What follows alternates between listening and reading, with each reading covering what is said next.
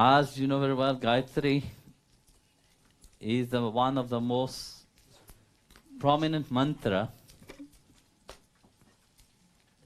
Of course, there's a lot of Sanskrit mantras, but one of the top posts is called Raja Mantra.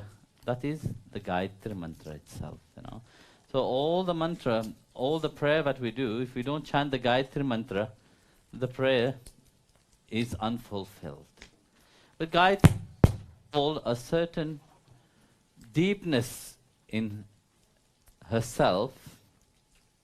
I'm not talking Gayatri as a person. I'm talking Gayatri as the mantra itself. As you are well versed about it, you are well known about the power of mantra and also the meaning of the Gayatri mantra itself. First we said Om Bhur Bhuvaswaha. Om, that cosmic sound itself, that vibrate throughout, which is in reality who everything is, nothing is not Om.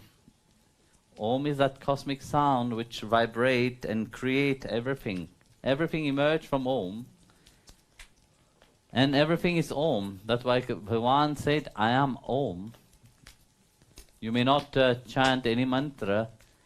If you just meditate in chapter 6 of Bhagavad Gita, Dhyana Yoga, he explained about just by focusing upon the Om, by when you're sitting and then concentrating on your third eye, you chant inwardly that three syllables Om. So while you're chanting Om, that is Bhagavan himself. There's no difference between Om and the Supreme Lord. Bhur Bhuvaswaha, we are talking about that free state in itself, that emotional state, that consciousness and the blissful state which you represent. That is your being. Your divine being in that state is the fullness of that creation itself, that emotional that you are here. And your consciousness while you are advancing towards your spirituality. But the culminate part of it is that blissful state, That is the free first word. Tat savitur varenyam bhargo devasya dhimahi diyo yo na prachodayat. So that part we tell about, just like the sun is rising. When the sun is rising, what happened? Darkness disappeared, no? So light, you start to perceive the reality. But one stayed in the slumber of the darkness of the mind. When one is in the slumber of the darkness of the mind, one is not awake. One is still in a dormant state. But the Devas, they are not in that dormant state. The Devas is in a state of awakening. When they're in the state of awakening, they perceived that divine reality at all times. So as long as man, it is in the state of the mind, their state in the state of dormant. A Gayatri Devi, that mantra, realized that one intellect have to be enlightened. In spite of if you have an intellectual, you are very intellectual people, but your intellect doesn't mean that you are enlightened. Here we ask Gayatri Devi in that mantra itself, enlighten that intellect. But by the intellect getting enlightened, only then the consciousness will reveal itself. But if the intellect is not enlightened, very difficult. Then the mind and the ego take over. So we ask Gayatri mantra, when we are chanting the Gayatri mantra, we are asking the divine to purify our intellect, so that that divinity that we all hold may shine through. In the Bhagavad Gita, Krishna, chapter 6, verse 3 of Bhagavad Gita, Bhagavan said Those who is longing for perfection,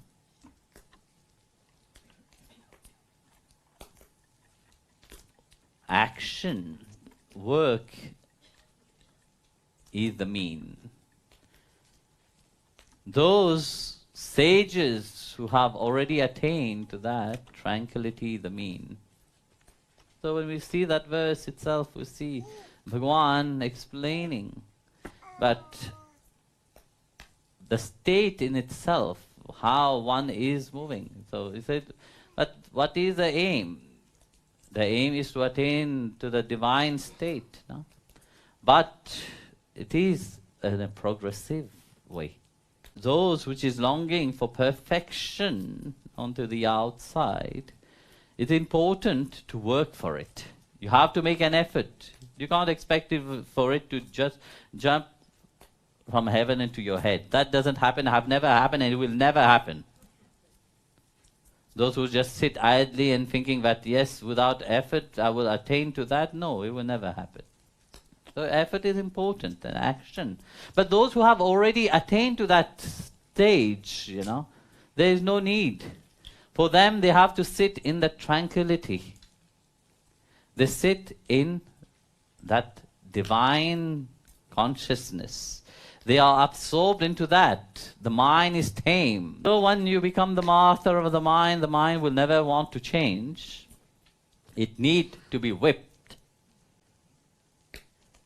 Then you have it under control. Without whipping that horse, which is the mind, once the horse starts listening to you, then you can guide the horse wherever you want. You can gallop the horse wherever you want. No? Because you are in control, you are the master. So we ask Gayatri Devi, when you are chanting the Gayatri mantra, that we are not dictated by our mind, but we are the master of such mind. We are here to attain to that ultimate perfection. We are here to attain to the lotus feet of the Lord. We are here to attain to that bliss of Bhagavan himself.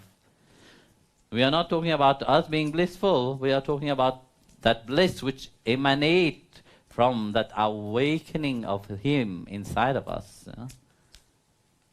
So, you see, throughout that journey, everybody have a different understanding of that.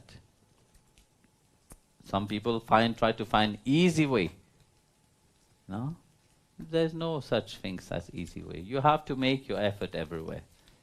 When we are chanting the Gayatri mantra, we are asking the Divine Mother to enlighten our intellect so that we can cross over all that limitation, that the gate of possibilities open up, that we may awake in that divine glory. Not only in one specific, but in the multitude, the vastness, the wholeness itself. Only when we become whole in ourselves that we can realize the divine. If we are not whole in ourselves, we can't realize the divine. We can't even realize who we are. Then all stay only into the mind. Even your knowledge stay only into the mind. There is no intellect there. There's only the mind which is governing. So you are still into the whole state. Now still trying to climb, but not yet achieve that. So we ask, when you are chanting, you know the vibration which the Gayatri mantra create. It's not only